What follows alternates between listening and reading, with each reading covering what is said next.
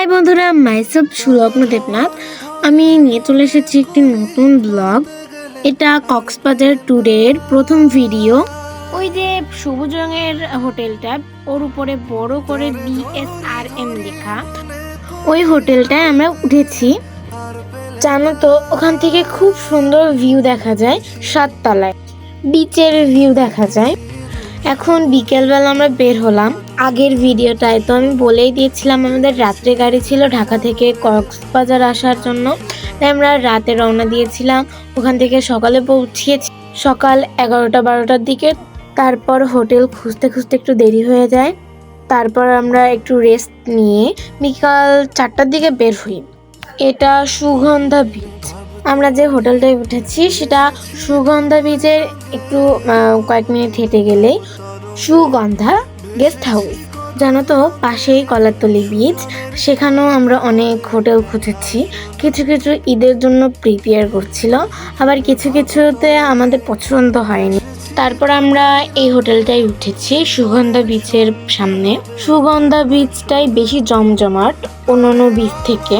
ওখানে রাত্রে অনেক লোকজন থাকে বেশি, আর অন্যান্য বিচে একটু কমই থাকে। তো এখন আমরা বিচে চলে এসেছি রেডি হয়ে। আমার মা আর আমার মাসি ম্যাচিং করে ড্রেস পরছিল। তারপর আমরা অনেক ছবি তুললাম, তারপরে ঘুরে বেড়ালাম।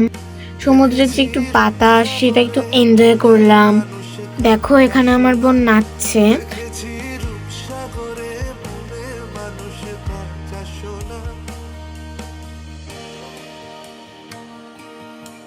তারপর আমরা ওই যে চলে আসলাম। ওই যে দূরে একটা ঈগলের মতো উঠছে, দেখতে পাচ্ছ না? ওটাও আমরা কিনেছিলাম, কিন্তু আমরা উড়ানোর সুযোগ পাইনি। কারণ জানো তো, ওই যে আমার যে দুটো বোন, আমার বোন আর ওই বোনটা, ওরা দুজন ঝগড়া করছিল নিয়ে, তাই ছেড়ে রাখা হয়েছিল। এখানে অনেক কিছু দোকান বসছিল, যেমন ঝালমুড়ি, ফুচকা, তারপরে হচ্ছে ফলগুলো যে মাখে না, যেমন পেয়ারা, তারপর আনারস, এগুলোই। তারপরে গাড়ি ছিল, গাড়িতে চড়ে ঘুরে বেড়ানো যেত। তারপর ফটোগ্রাফাররাও ছিল ছবি তোলার জন্য। ঘোড়া ছিল। এখানে আমি আর আমার মা দাঁড়িয়ে একটু ফুচকাই খাচ্ছিলাম। দেখো, এখানে কিন্তু তখন সূর্য অস্ত যাচ্ছিল। আমরা সেই ভিউটাও এনজয় করলাম, অনেক ছবি তুললাম, অনেক ভিডিও করলাম।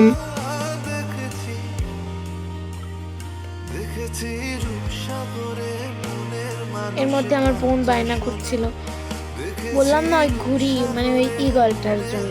তারপর তো ওকে কিনে দেওয়াই হয়েছিল, কিন্তু ওড়ানো আর হয়নি।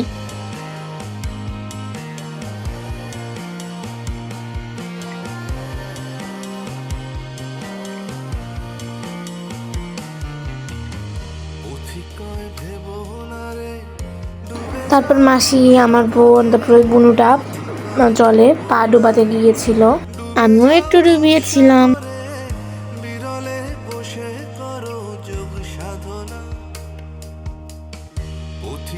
তারপরে এই যে বসারগুলো দেখছো, ওগুলো আমরা নিয়েছিলাম।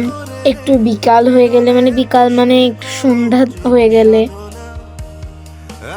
তোমরা একটু ভিউ এনজয় করো। কথা হবে একটু পরে, আর গানটা শোনো।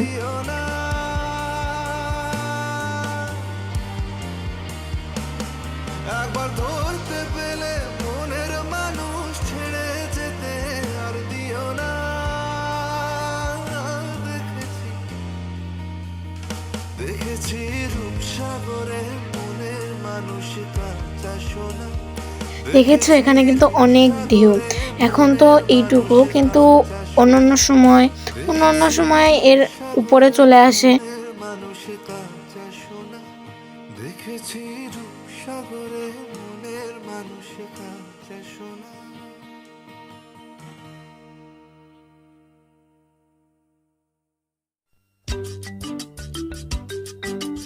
তোমাদের কেমন লাগে সাগরে ঘুরতে যেতে নাকি পাহাড়ে ঘুরতে যেতে? অবশ্যই কমেন্ট করো। এই যে সূর্য অস্ত যাচ্ছে, মেঘের মধ্যে কোথায় যেন ডুবে যাচ্ছে সূর্যটা।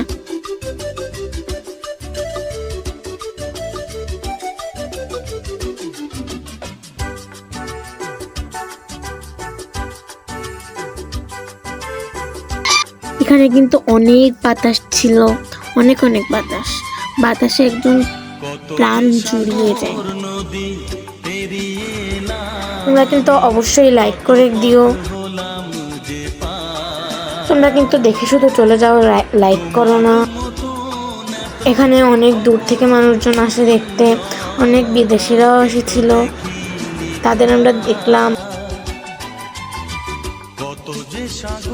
এরপর আমরা সূর্য অস্তের যে ভিউটা সেটা এনজয় করছিলাম এবং বাতাস খাচ্ছিলাম।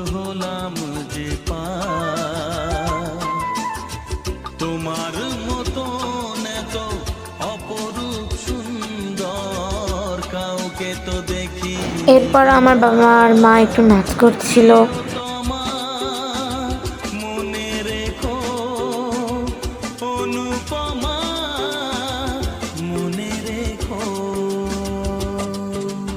এরপর তো রাত হয়ে গেল।